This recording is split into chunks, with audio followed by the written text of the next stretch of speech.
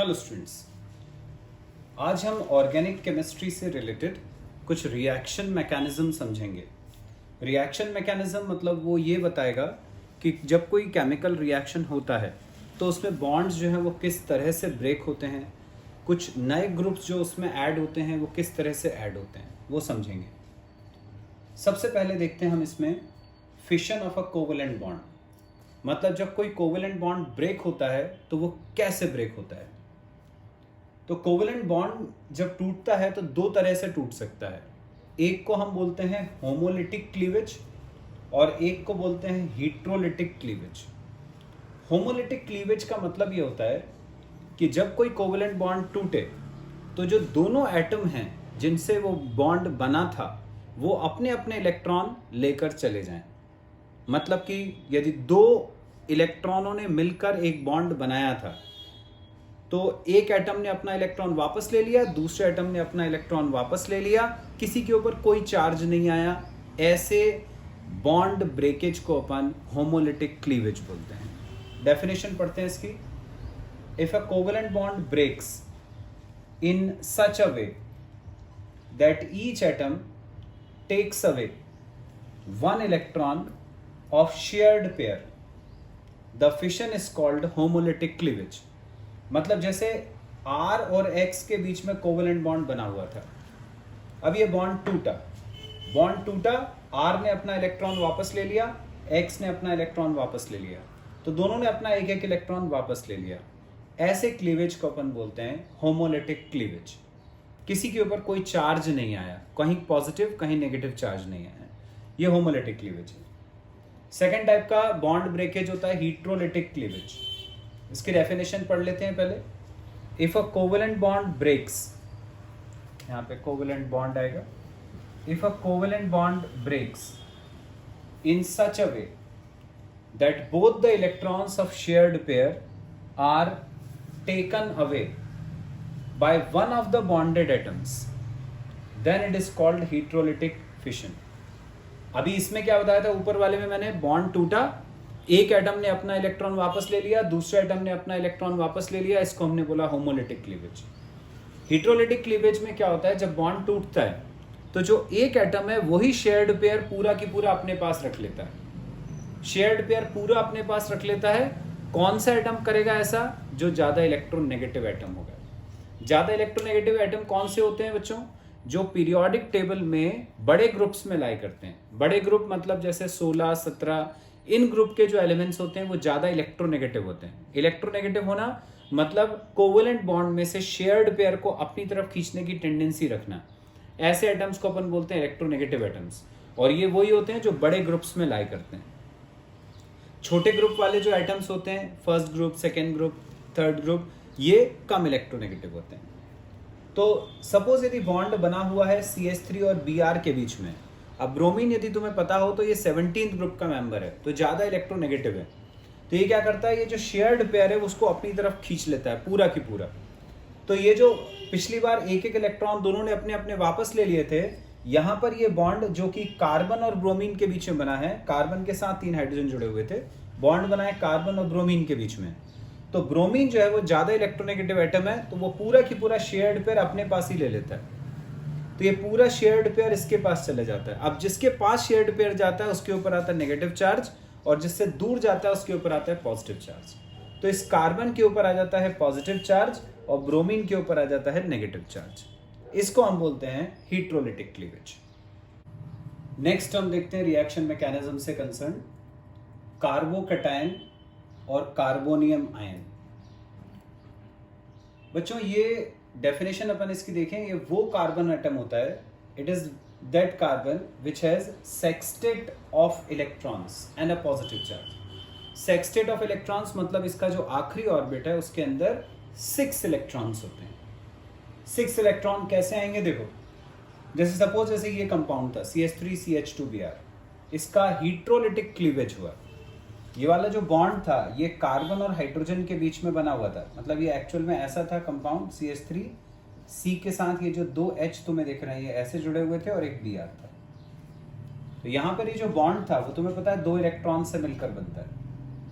ये बॉन्ड टूटा, बॉन्ड टूटने पर मैंने बोला था ज़्यादा इलेक्ट्रोनेगेटिव एटम शेयर्ड पेयर अपने साथ रख लेता है। तो ये जो 2 इलेक्ट्रॉन जिन्होंने बॉन्ड बनाए थे दोनों ब्रोमीन के पास चले गए। ये ब्रोमीन से के पास चले गए मतलब कार्बन से दूर चले गए। मैंने बताया था जिससे दूर जाते हैं उसके ऊपर पॉजिटिव आता है चार्ज, जिसकी तरफ आते हैं उसके ऊपर नेगेटिव चार्ज आता है। तो इस कार्बन के ऊपर आ गया एक पॉजिटिव चार्ज। इलेक्ट्रॉन कितने बचे वो गिनो इसके। देखो ये जो बॉन्ड बनाते हैं वाले इलेक्ट्रॉन कार्बन और हाइड्रोजन दोनों के साथ गिने जाते हैं, हमें कार्बन से मतलब है। कार्बन के पास कितने इलेक्ट्रॉन हो गए? 1 2 3 4 और ये 5 6। कितने इलेक्ट्रॉन हो गए? 6। तो इसके पास 6 इलेक्ट्रॉन्स हैं, और क्योंकि इलेक्ट्रॉन ये जो बॉन्ड टूटा उसके दोनों इलेक्ट्रॉन ब्रोमीन अपने साथ ले गया तो कार्बन के ऊपर आ गया एक पॉजिटिव चार्ज। तो ये क्या बन गया? CH3CH2 plus. ये प्लस किसका प्लस है? कार्बन का। ये जो कार्बन एटम है जिसके ऊपर ये पॉजिटिव चार्ज आया इसको अपन बोलते हैं कार्बोकेटायन। इसके पास सेक्सटेट होता है इलेक्ट्रॉन्स का, मतलब 6 इलेक्ट्रॉन्स होते हैं, एक इलेक्ट्रॉन का पेयर उसके पास कम होता है। ठीक है। दूसरा है कार्ब एनायन। ऊपर वाले पे पॉजिटिव चार्ज था, इसमें कार्बन के ऊपर नेगेटिव चार्ज आएगा। ऊपर वाले में कार्बन के पास 6 इलेक्ट्रॉन्स थे, इसमें कार्बन के पास 8 इलेक्ट्रॉन्स होते हैं। इसका एग्जाम्पल होता है जैसे CH3 माइनस। अब इसका स्ट्रक्चर बनाओगे तो कैसा बनेगा? कार्बन, इसके साथ 3 हाइड्रोजन जुड़े हुए हैं। अब तुम इलेक्ट्रॉन काउंट करो कितने हुए? 1 2 3 4 5 6 इलेक्ट्रॉन है। अब इस कार्बन ने क्या करा? कहीं से एक इलेक्ट्रॉन का पेयर ले लिया।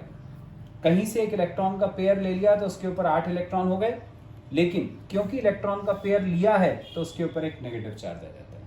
ये नेगेटिव चार्ज आ गया। इस तरह से बनता है ये CH3 माइनस।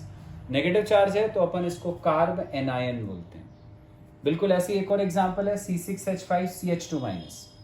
इसमें ये वाला जो कार्बन है वो एक C6H5 से जुड़ गया, एक हाइड्रोजन से यहाँ जुड़ गया। अब इलेक्ट्रॉन काउंट करोगे तो 1 2 3 4 5 6, एक इलेक्ट्रॉन का पेयर उसने कहीं से ले लिया, अपना ऑक्टेट कंप्लीट कर लिया, 8 इलेक्ट्रॉन हो गए, लेकिन क्योंकि इलेक्ट्रॉन का पेयर लिया है उसकी वजह से उसके ऊपर एक नेगेटिव चार्ज आ गया। तो ये कार्बन जो है ये कहलाएगा कार्ब एनायन। नेक्स्ट टॉपिक है बच्चों इलेक्ट्रोफाइल्स एंड न्यूक्लियोफाइल्स। बहुत इंपॉर्टेंट है, आगे बहुत जगह काम आएगा। इलेक्ट्रोफाइल को अपन E+ से डिनोट करते हैं। इलेक्ट्रोफाइल, ये जो वर्ड आ रहा है इलेक्ट्रो, उसी से इसका मतलब निकलता है।